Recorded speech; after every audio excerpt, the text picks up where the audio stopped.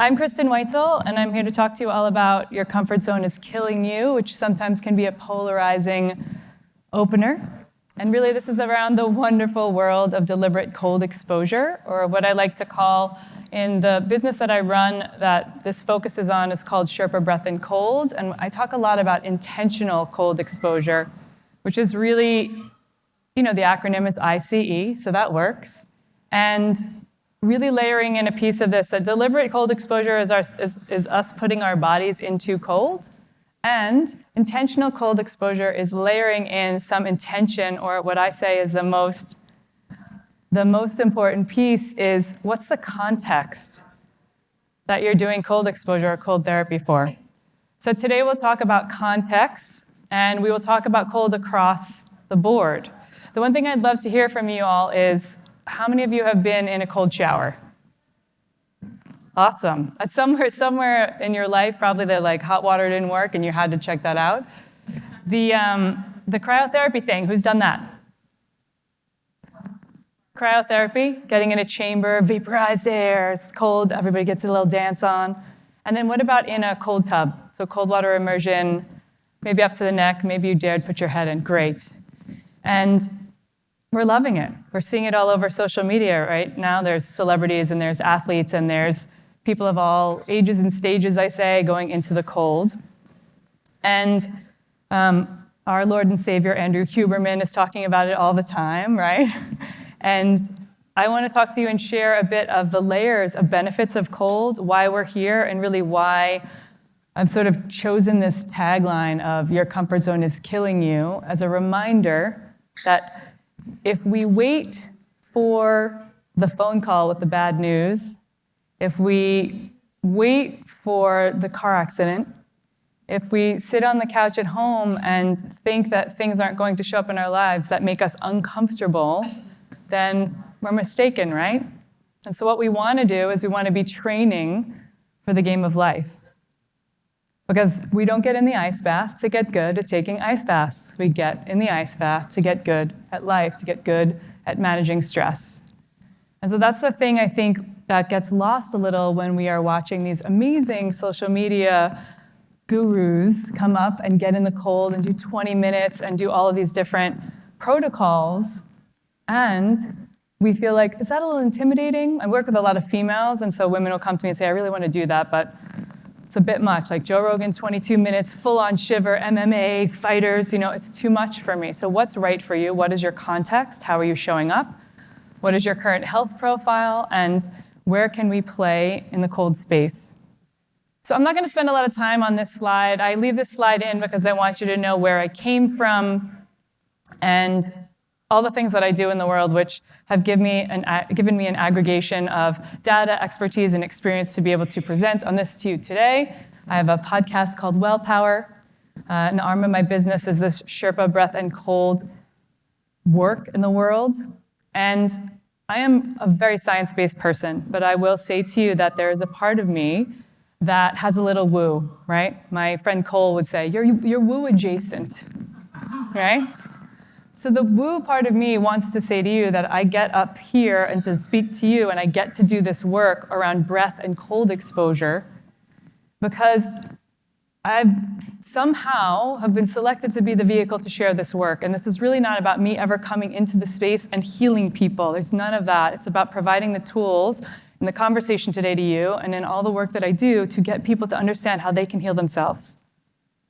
Right? And I can speak about a few people in the world of cold that I have worked with, and I can tell you there's a UFC professional fighter who shows up and says, I'm working, it's a female, right? And she's like, I'm working in this realm of all of these men with all this different context where food and everything comes a bit more easily to them, and that in the fighting world, you have to watch every single pound on the scale because you're weighing in at a specific weight. And so she's like, how can I play in that space and manage the stress of being in a high-level sports competition and actually continue to win? And I have a client named James who's like, hey, how can I shift my state in a way that I get really nervous around marathoning? And we work together for 6 months, and he goes to run this marathon, and then he beats his PR by 22 minutes. And a lot of that is him starting to understand how to manage stress in his body and also how to manage his breath. So I talk a bit about breath because of what you're seeing on the slide as well, is that we cannot ignore the breathing piece of cold, right? That's going to correlate to our nervous system. So when you got in the cold, maybe for the first time, or the cold shower or the cold tub, what happens to your nervous system?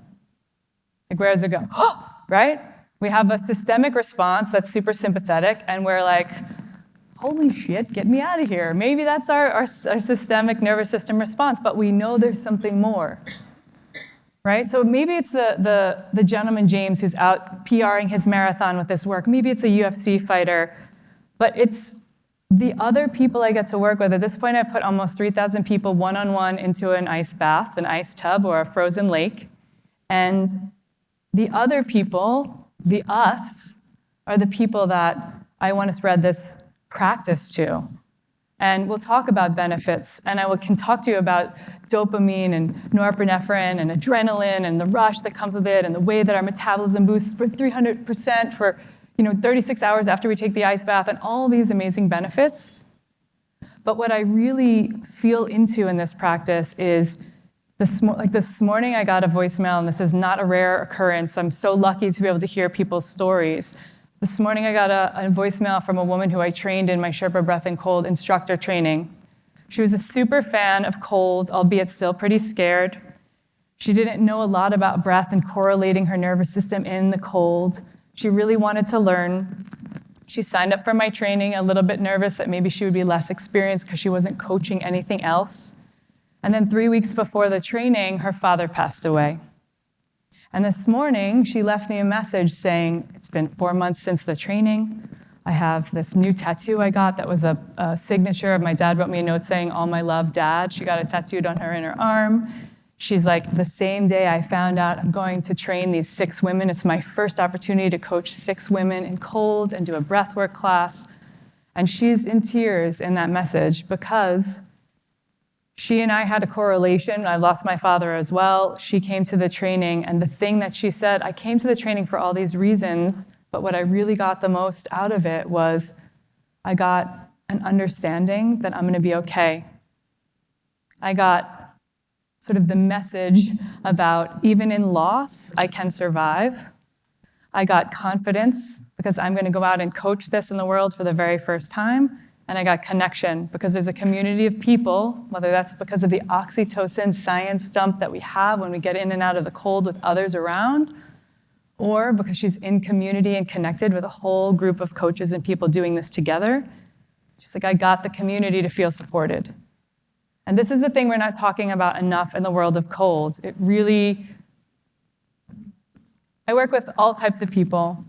And a lot of what we see is this sensational, who's going to go harder, longer, faster, alpha. And trust me, any of you who know me well know I have a lot of that alpha energy. But there is a sensitivity, there is a softness, there is when I put a big hunkin' CrossFit man in the cold, the lesson I want to share with him, the context I want to share is, of course, I already know you're a badass and you're doing 10 minutes in the cold and all the things, but where is the key element of context for that person? Might not just be performance and recovery, it might be that person never really learned how to surrender, right? That big CrossFit guy is like, I don't know how to allow things to just show up for me. Because we know, potentially, in this example, if he's a big and strong guy, he can certainly muscle his way through, right? Have you seen people ever, this happens, I see this all the time, where people are whole white knuckling, being on an airplane, I'm gonna get through 3 minutes. It's that piece is this is not the be all and end all big picture.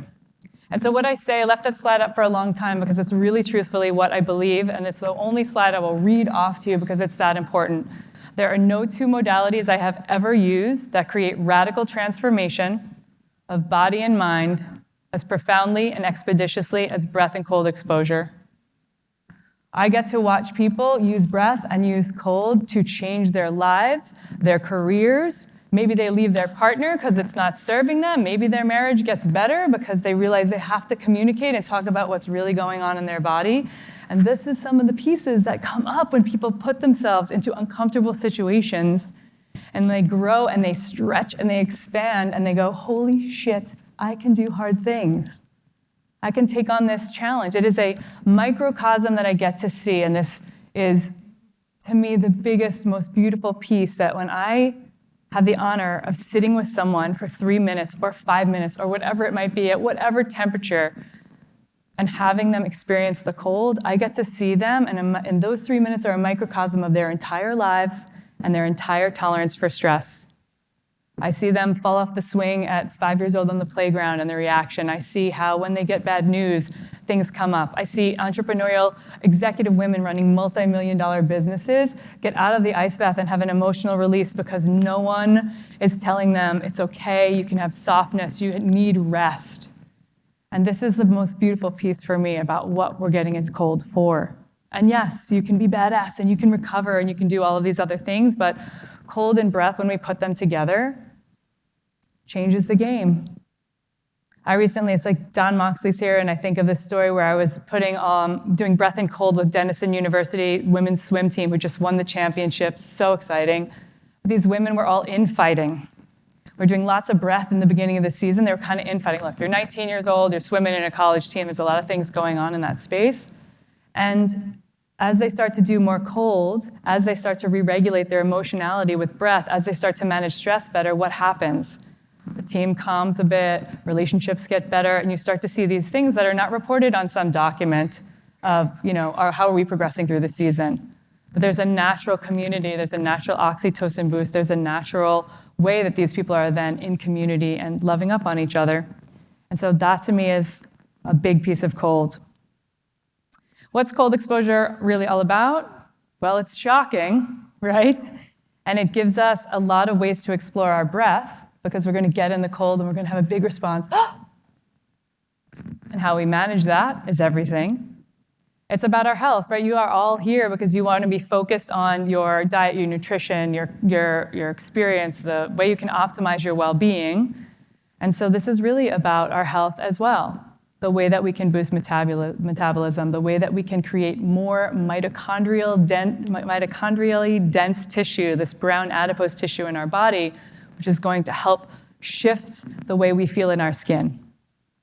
Anti-fragility, holding space. You can see I put this photo up here where I actually, from time to time, I'm asked to go into plant medicine ceremony and do breath and cold exposure and lead that. And I rarely, if ever, maybe once or twice in my life, have gotten into an ice bath with someone. But this gentleman in this picture is a man named Abdel, who's a good friend of mine. He's like a brother. He's the guy who's always showing up for me. When I moved to Austin, my things didn't show up for 4 months. We thought that maybe they were stolen. And Abdel was like, oh, I know. I'm a Latino man. I'm going to go find those guys. I'm going to shake them down for you. And he shook them down. And all of a sudden, miraculously, my thing, almost all of them, showed up at my house, right? And so he's always my protector. And so he came to this ceremony and said, I've never been in the cold. I've had some water trauma. I really want to do this because I love you and I know it's good for me, but I'm afraid, right? Which is something to admit for a big, strong man. And so he got in the cold, and his initial reaction, as you all can imagine, was, oh my God, he wore colorful pants, and he's like, I'm wearing as much as I can. And his reaction was, what am I doing? How am I here? I can't do this. And initially, it was 5 or 10 seconds as he's in the cold, and I was just knew what I needed to do. And again, this is because I love him dearly, and he's a brother of mine. And I climbed in the tub with him. And the most amazing thing happened when I climbed in the tub with him. Not only did I feel ridiculous because I was in my clothes, but I got in a way that was oh, this is a person who always protects me. How can I get in here? Because I know if he doesn't finish 3 minutes, he may feel not successful. And I want this person who I care about to feel successful. And I got in the tub next to him, and then the most amazing thing happened was as I got in, I saw him look over at me and register the thing that lives in him innately. I can see in his eyes that he recognizes I'm in the cold, and even though he knows that I'm in the cold all the time and I love it, I see the shift where he's oh, Kristin's in the cold. I have to protect her. And he gets next to me and he settles in and he looks at me, and I see that he's deciding in that moment to stay. right? To stay and conquer the thing that's scary for him because he wants to protect the person, right? So we get to see this like beautiful correlation of how people perform and behave in the rest of their lives and how they can continue to expand the way that they are in community, in purpose, in relation, in communication, just because of this 3-minute little cold practice, right? So that's the thing that I want if I'm going to highlight any piece of this practice. It is that you can do this with others and you can do this for yourself in a way that is going to grow the biggest understanding, which is what is your capacity? Because every one of you who came into this room is epic and perfectly where you should be right now and has a capacity that you arrived on this planet with. And a lot of you are short selling yourselves. And maybe it's not just you. Better? Okay. Thank you. It was like wind. I was trying to do a Beyonce thing. And so it's not a negative for me to say you're short selling yourselves because there's so much that you have to offer to the world that are your gifts. And so many times when people are breathing and tapping into their nervous system and getting in the cold and getting out, it's like they just jumped out of an airplane. They just did a handstand for the first time. They just had the best sex of their lives. They're like, oh, I can do this. I've done this thing. And it's a total state shift, right? Neurochemically, it's a state shift. Understanding their capacity is a state shift. And then building recovery and building health optimization. It's not the first person that shows up in the space to do an ice plunge with me, who's Carla, this woman Carla, shows up and she's like, I don't know what I'm doing about my health. I'm just showing up for this cold thing. I see it online. I want to do something drastic. And she's one of my best instructors now. She's amazing. She started with the ice, and what it did was much like ketogenic dieting, perhaps. It starts this cascade of wondering, what else can I do to be healthy? How can I manage my light and my sleep and my intake of food and all the things and get some labs? And so that is a catalyst to big change. Now this slide is about the nasal breathing, and I want to talk to this because what do we see when we see people do cold exposure a lot online? We see this beautiful thing, right? Nobody alive on this planet is the first person to do breath work or cold exposure, right? I'm clear on that. These are ancient practices long before me. And also I'm clear on the fact that it would not be as popularized right now if it weren't for the incredible grandfather of cold exposure right now, which is Wim Hof, right? So you may have seen him on Goop, or you may have seen him out in the world. He's the sweetest man, and he has popularized this practice in such a beautiful way. And there's nothing wrong with the way that he showcases and what he's known for. He does lots of breathing, but everyone knows him for the, okay, let's do it, let's get in. It's firing up your system. It's matching. What he is doing is going to match your sympathetic nervous system state. He wants you to get that state going before you get in the cold. And that can work. And in an advanced plunger, that can work well. But what I see more often than not is that continues to be something that can be a little intimidating to some people. And so how can we meet the cold with a little grace and a little ease? How can we downregulate our nervous system? We can use nasal breathing to calm our state, to remind ourselves that we are going to be great when we step into the water. And so I talk about nasal breathing in this way because what I like to do with people who are newer in the cold is to be able to breathe in through the nose, out through the nose, long, slow, and easy. Because you know what happens if I give someone like 14 protocols before they get in the ice, right? Nobody's listening to you. They're like, whatever, the ice is right there. I don't know. It's like Molly's been in the cold with me, and like always the photos I send her, she's like, what was even going on? Because I'm like pushing her in, and she's like, what is happening here? Because we are out of awareness. We're kind of like, we are focused on the anticipation of what's about to happen. And so using nasal breathing is another way that we can downregulate. We downregulate our system to meet the cold with ease and grace. And that's what I teach as the predominant, not only, but the predominant initiation for beginners into the cold is let's get our nasal breathing under control. Because what's going to happen when you almost get hit by the truck or you get the phone call? Are you going to have 20 minutes, 6 minutes, any time before that big tumultuous thing arises to go, okay, it's coming. You won't know, right? We won't know. So we want to manage and practice for stress. We want to be able to tolerate it and adapt to it. So like, let's learn how to calm our system and our state so when the thing happens, we're like, hey, flowing with that, awesome, right? Best we can, best we can. Doesn't always go like that, right? Flowing with that, no problem. So nasal breathing, it's going to trigger all the receptors in the body. It's going to calm our state. We can get in the water, we can be great. We know all the types of cold exposure. I don't want to beat these up unless you guys have questions that are going to pop up, because I do want to get to Q&A at the end, because people often have a question about time and temperature and all these things. So these are the different types of cold that we can do. I had to, put on a little sparkly purple top, surprise purple, for my shower photo, so that, could actually put it on here. Let's talk about just the benefit differential between cold showers and cryotherapy and cold water immersion. You will always get, based on the science that we do have, and the most researched thing is getting in cold. As you can also probably imagine, time, temperature, where the cold is, if you're submerging an arm or the whole body. The research is a broad landscape. There is also not a lot of women in reproductive years in the research, so plenty of science to come. But when we look at cold showers and cryotherapy and cold water immersion, where we see all of the long-term benefits is in cold water immersion, deliberate cold exposure up to the neck, right? So just understanding that, you can get benefit from cryotherapy. You can get really amazing benefits from cold showers when it comes to mood boosting, energizing, setting you up for a good night of sleep. Sleep is a skill. All of those things can come, short-term benefits. If you have delayed onset muscle soreness, you can feel better from that, from a bit of cold shower or cryotherapy. But if you're really talking about cellular health, long-term optimization, it is, whether you love it or you don't, it is getting yourself into the least amount of clothing and getting up to your neck in icy cold water, probably sub 4 degrees.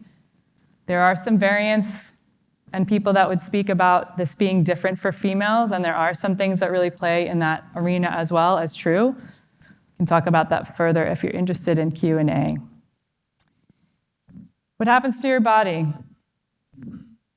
You feel it when you get in the cold. You have a fight or flight response, 30 seconds to 90 seconds. I have started to call this the turnover. Some people call it the bliss point. It's the moment where you have a physiological response at the same time that you have an understanding of what you're doing. So you get in the cold, and in the first 30 to 60 seconds, your body is shunting all the blood to the organs. Preferably you're up to your neck, so you're getting mammalian dive response. And that is the body's beautiful mechanism to be able to slow your heart rate when you are in the midst of this stress, to be able to calm you and also potentially save you, right? We're doing this deliberately, so hopefully we're not throwing ourselves off a bridge into icy cold water, but we are doing it deliberately, and so we're shunting the blood to the core because we want to protect our organs. We want to make sure that that part of the body survives, because your body's mechanism is like, I don't need those arms and legs. If I'm going to survive, I got to survive with all the vital organs. So all the blood shunts, which creates a detoxification and a whole cascade of things in the body as you're getting in and out of the water. The turnover is the important part, because if you take nothing else from this talk today, take this. You just got to get through like 60 seconds, the first maybe 90 if you're real resistant, and then you'll feel this actual turnover, this shift in the body physiologically and this shift in your mind and your mood mentally. And as those two things collide, you'll be like, okay, I'm all right. And then you know. So a lot of times we see people get out in those first 30 seconds, and it's like, it's coming, just wait for it. And then no one also believes me until they do it. So any of you who have been in ice tubs, can you kind of validate that that's a real thing? Right? We have this beautiful turnover moment. We are creating resiliency and adaptation. So I'm happy to talk about all of these pieces and anything that is of interest to you, but also I want to stay mindful of time, and I would love to just answer the things that are your curiosities. So benefits of cold exposure, weight loss, body recomposition. Usually the women I work with quite often are coming to me for they have like a wedding coming, or they're really trying to recomp their body or something like that. And they're like, the minute, then I will not do cold. Just so you know, I'll do your whole program. I have a year-long program. I work on biohacking with women. I'll do your program, but I won't get in the cold until I tell them that the recompositions of the body creates brown adipose tissue and can help with fat burning. And they're like, already in the ice. So, context, right? What's important? Context is key. energy, immune boosting, stress inoculation, emotional resilience, all of these things come to play. So here's one I get a lot of questions on, time of day and frequency.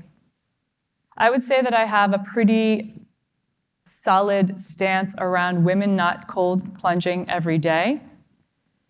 And that's a bit around intuition. It's a bit around reproductive years cycle in women who are in reproductive years during their cycle.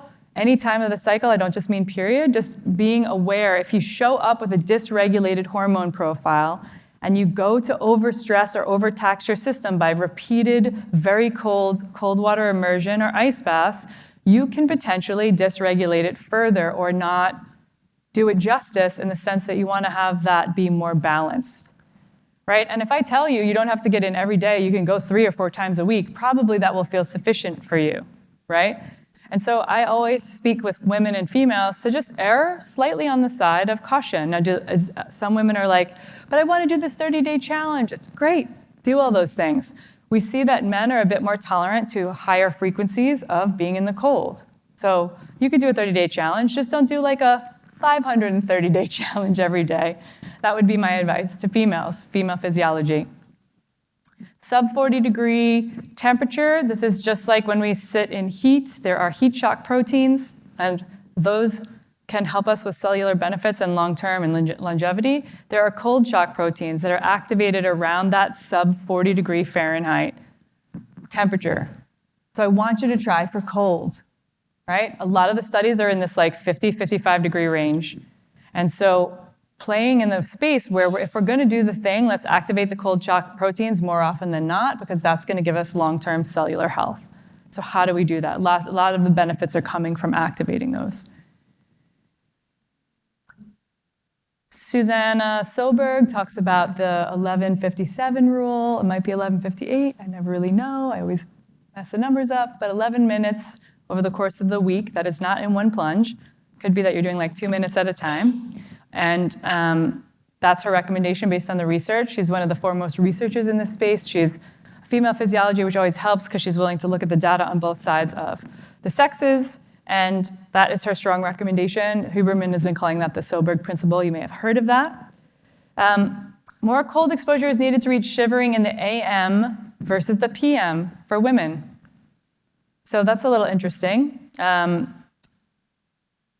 AM, stronger capacity. We can do longer in order to shiver. We want to get a little shiver because shiver is where the magic happens.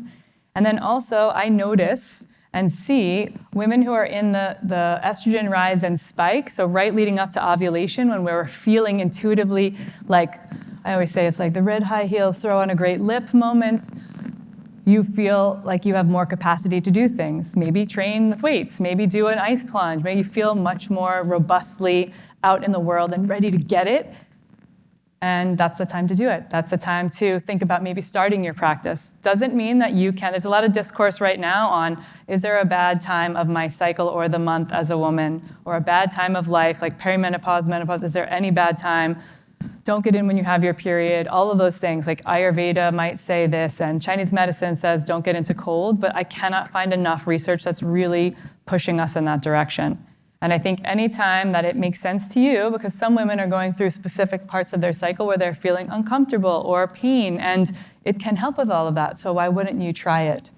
Again, it's for the men and the women in the room. It is about intuition. There is a piece of this that you get to decide for yourself, autonomy and all of that. That being said, there are some contraindications. These are some of the ones that are up there, and surely if you have some big health condition going on where you're not sure if it's a contraindication, please do ask your medical practitioner. I'm not a doctor, I just play one on TV. And then also, there are some things that I would speak to, like Raynaud's, like autoimmune conditions, where I am not telling people to go in. They might have even be advised by their medical practitioner to not go in cold water.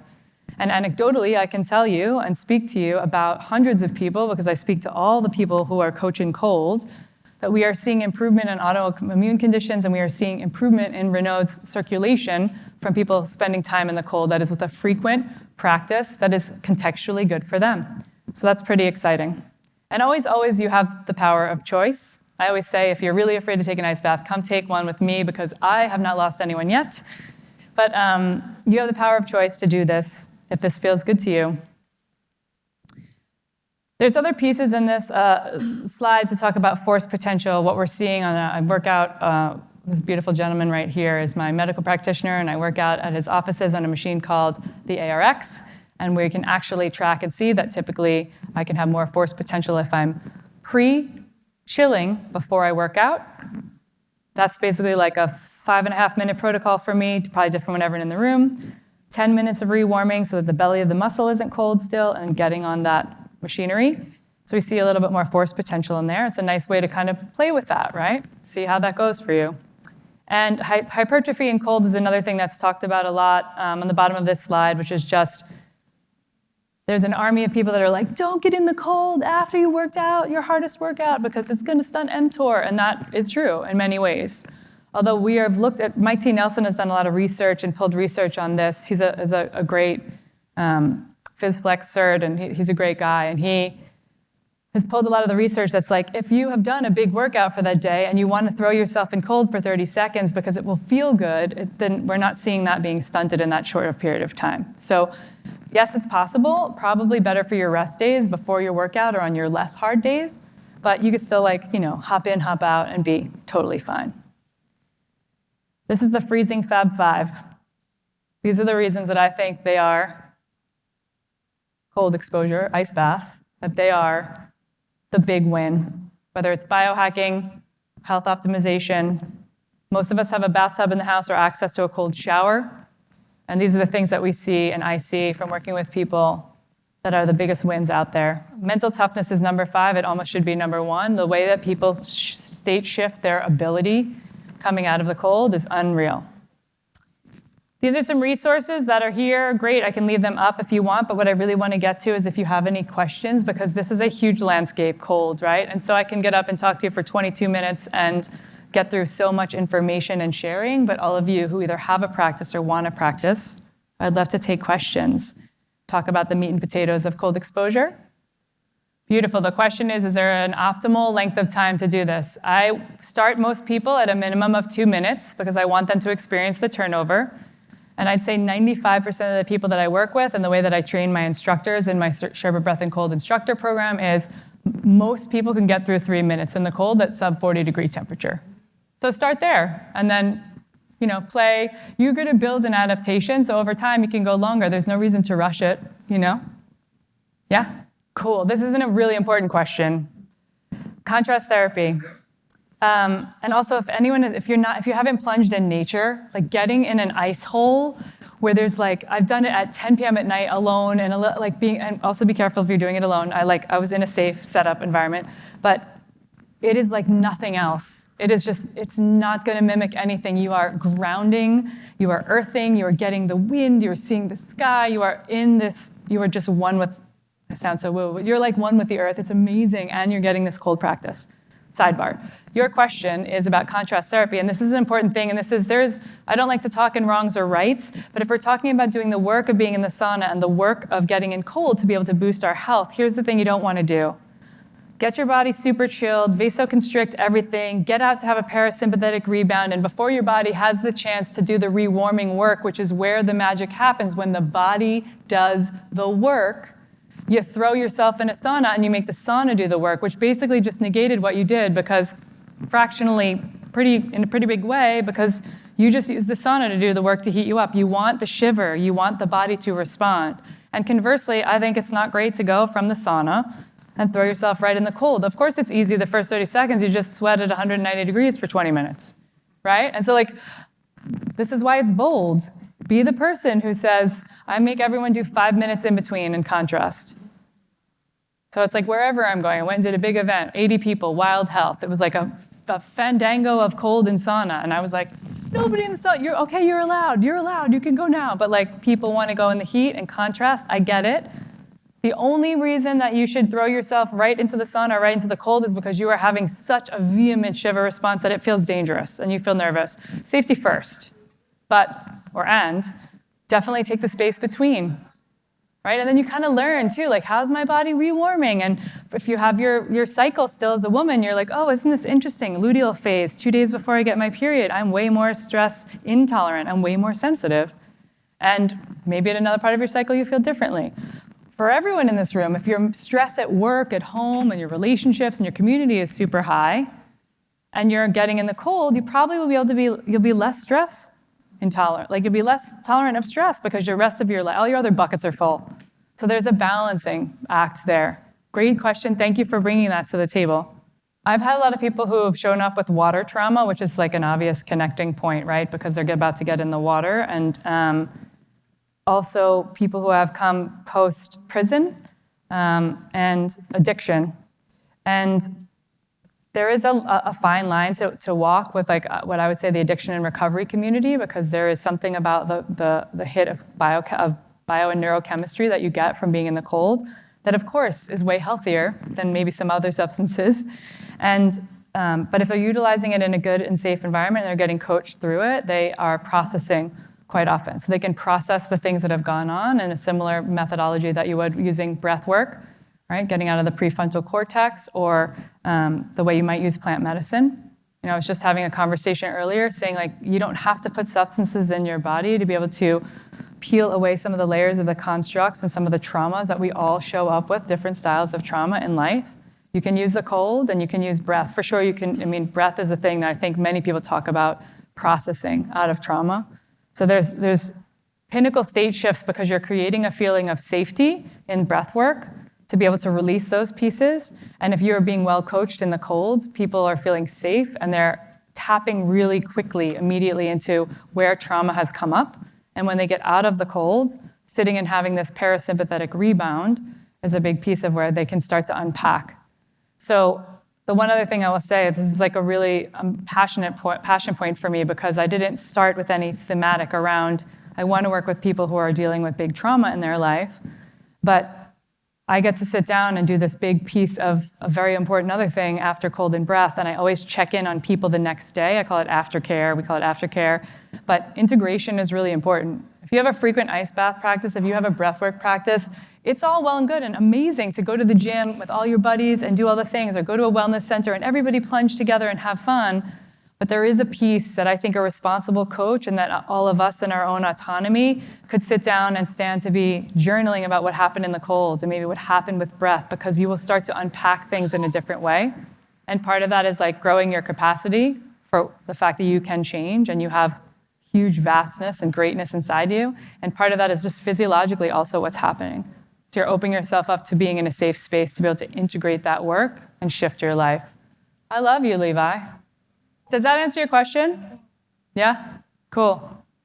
Yeah, and it's like, spend the time and care to work with people in that way if they're from special populations or communities to make sure you're setting up a safe environment.